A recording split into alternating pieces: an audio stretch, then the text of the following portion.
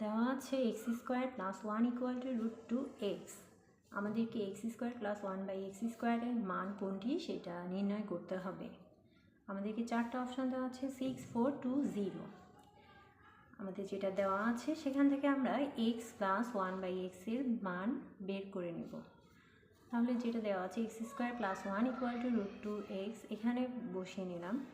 এখন এই এক্সটা এই পাশে গুণ আকারে আছে, এই পাশে আমি ভাগ আকারে পাঠিয়ে দিলাম। তাহলে x square plus one by x হয়ে গেল ইকুয়াল টু √2 থেকে গেল।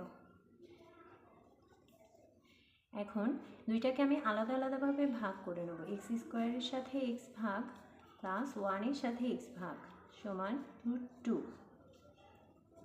তাহলে এক্স এক্স কেটে গেলে এখানে একটা এক্স থাকছে, x plus one by x equal to √2।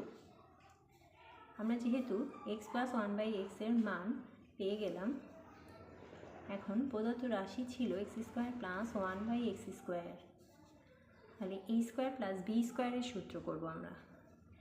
A square plus B স্কোয়ারের সূত্র কি? A plus B whole square minus 2ab। X X উপরে নিচে কেটে গেল।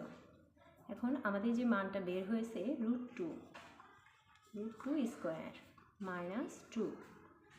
রুট আর স্কোয়ার কেটে গেলে এখানে থাকছে 2 - 2 ইকুয়াল টু 0। আমাদের আনসার হবে ঘ।